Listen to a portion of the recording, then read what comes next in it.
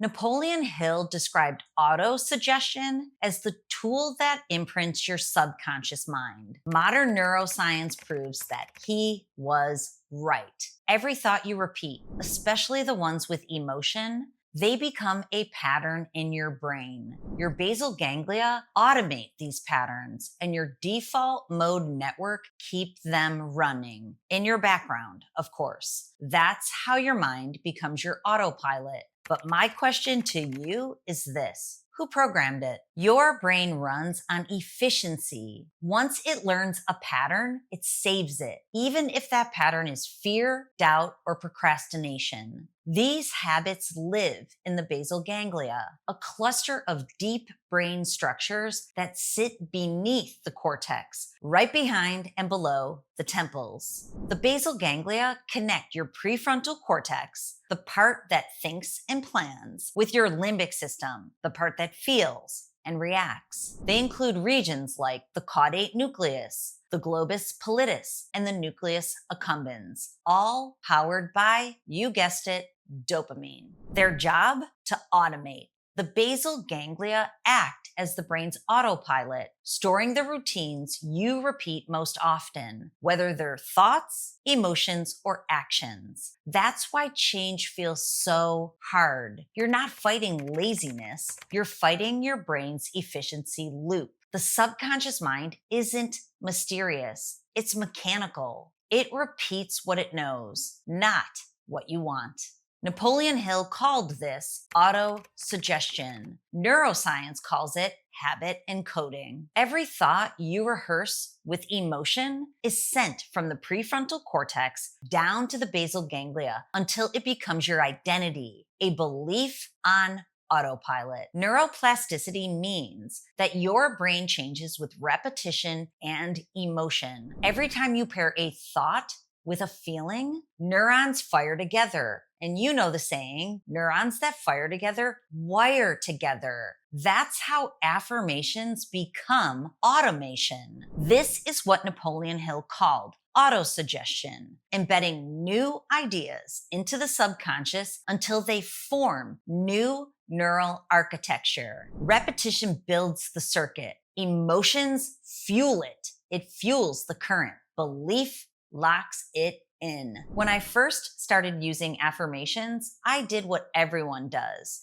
I said the words, but nothing changed. My brain didn't believe me. When I mapped my own brain, I saw why. My prefrontal cortex was trying to override my basal ganglia, the part that stores the automatic patterns. The old programs of worry and striving were still looping in the background. The breakthrough really came for me when I added emotion, true emotion. The moment I felt the new belief in my core, not just thought it, my brain activity shifted. The chaotic high beta waves in my frontal lobe calmed down into the balanced alpha rhythm. That's when it clicked. All your brain waves run on specific frequencies, so words alone can't power a frequency change. Autosuggestion isn't about repeating a phrase.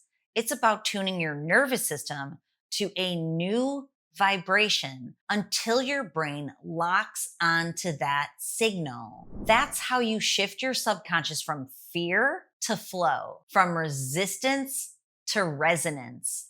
The brain doesn't respond to words. It responds to frequency. In sacred science, this is called vibrational entrainment. The thoughts you repeat with an emotional charge become frequencies that your body and your field begin to emit. The subconscious isn't below awareness. It's that energetic template that's shaping what you perceive. Napoleon Hill's autosuggestion mirrors the same universal law taught in ancient wisdom. As you feel, so you become. Neuroscience just gave us the scan to prove it. So if you've been speaking affirmations that don't stick, here's your supernormal strategy for the day. 1, write one belief you want your brain to embody. And here's the thing, write it down as if it's already true. Then number 2, feel it. Feel it in your core.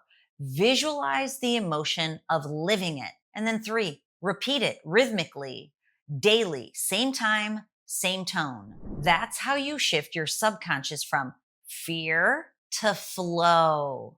That's what we're looking for here. That's supernormal living. The brain doesn't respond just to your words. Remember that. It responds to the frequency that you emit. If you want to see how your brain stores those subconscious loops, that's what I do inside my Supernormal brain training and mapping program. I create a brain map using neuroscience technology to pinpoint where old patterns live. And then we use very targeted neurotraining to rewire them into focus, calm, and confidence. Because you don't just think your reality, your brain builds it. What belief have you been repeating that doesn't serve you anymore? And what new one are you ready and willing to install? Tell me in the comments. Write the new one as if it already exists right now. Feel it. This becomes a public declaration to yourself and to this community. It's time for supernormal living. Okay, stay with me in this series because next time we're going to dive into the mastermind effect, how collective coherence amplifies success. We'll explore the neuroscience of connection and how your brain literally syncs with others to multiply results. So click on the video now and I'll see you there.